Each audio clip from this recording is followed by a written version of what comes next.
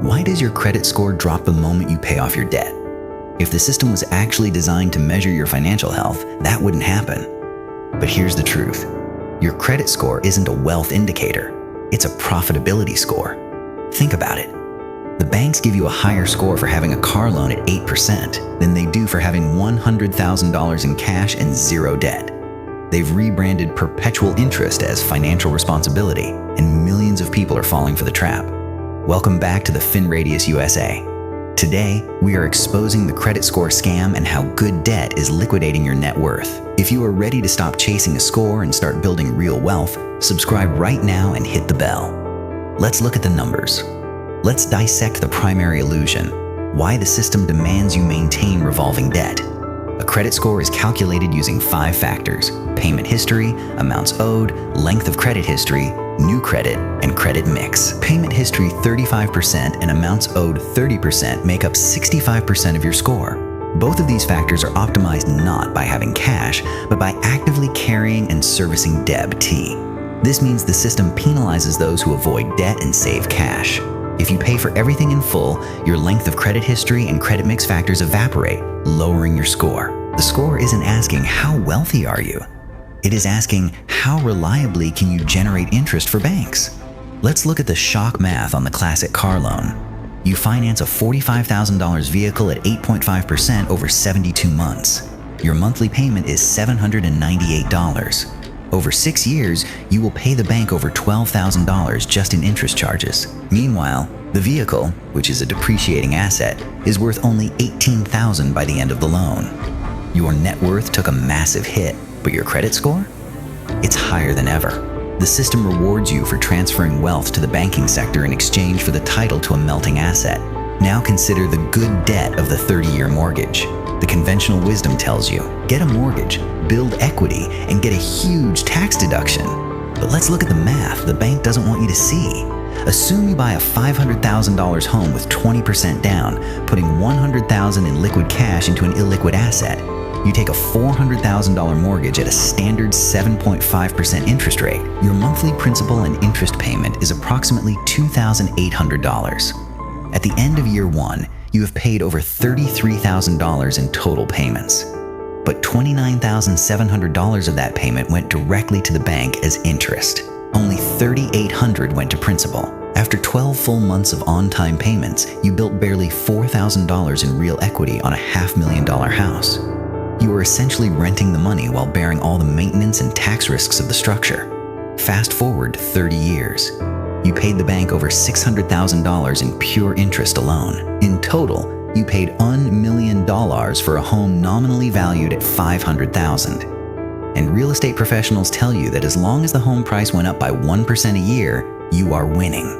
Let's look at the opportunity cost, the massive wealth that you sacrificed by chasing good debt. If you simply rented that home for 30 years and invested the initial $100,000 down payment into a simple index fund compounding at an average of 10%, that single $100,000 grows into only $0.7 million completely hands-free over 30 years. You have nearly $2 million in pure, liquid purchasing power that you can spend, transfer, or use to generate cash flow.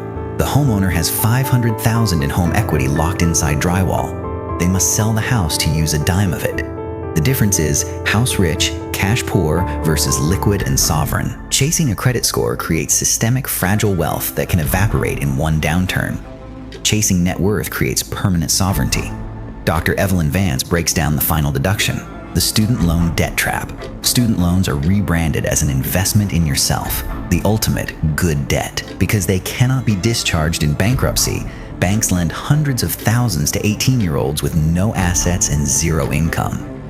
This influx of easy money has driven up tuition prices by over 1,000% since 1980. Graduates enter the workforce carrying average balances of $40,000 at 6 to 8% interest. For many, the monthly student loan payment prevents them from investing in real assets for 20 critical years. It is a tax on productivity, extracting your labor value before you can ever use it to build sovereignty. Your credit score remains high because you reliably pay the monthly toll, but your wealth has been completely liquidated. Once you understand this architectural scam, you realize that traditional financial advice is engineering middle-class fragility. Chasing a credit score is a requirement only if you intend to borrow your way through life.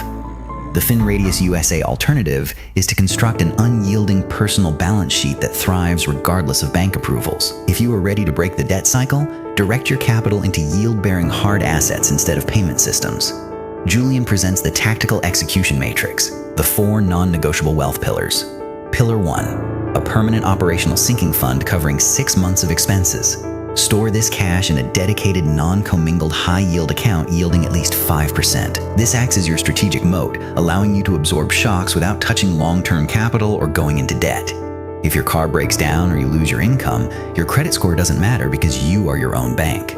Pillar 2, automated dollar cost averaging into broad market equity index funds. Direct 50% of your monthly capital surplus into non-tax deferred brokerage accounts investing in productive corporate GDP. Pillar 3, physical monetary gold bullion stored in private non-custodial custody.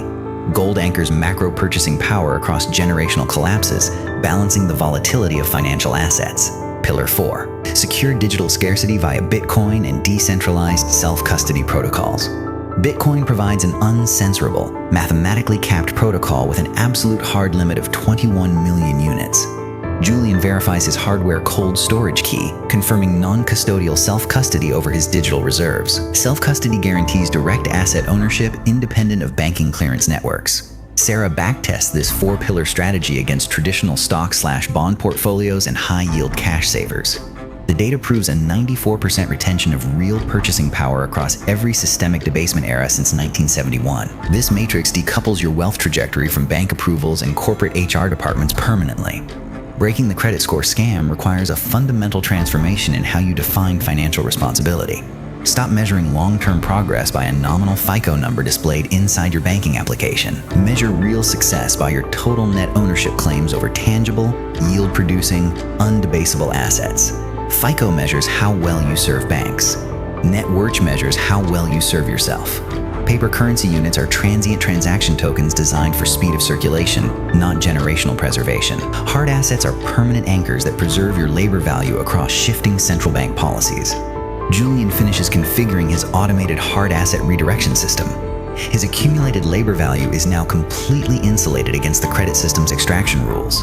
The path to true wealth is quiet, mathematical, and driven entirely by objective compounding laws. Reclaim your labor value, build your asset shield, and step onto the path of true financial sovereignty. Leave a comment below. What good debt is liquidating your runway? We analyze every response. Subscribe to the FinRadius USA to join our global community of sovereign allocators taking back control. Math deletes institutional dependency. Stay disciplined, stay insulated, and trust the mathematics. We decode macro dynamics so you can construct permanent wealth. Execute your plan tonight. Your future self will look back on this decision as the exact moment your financial sovereignty was secured. We will see you in the next decoding breakdown.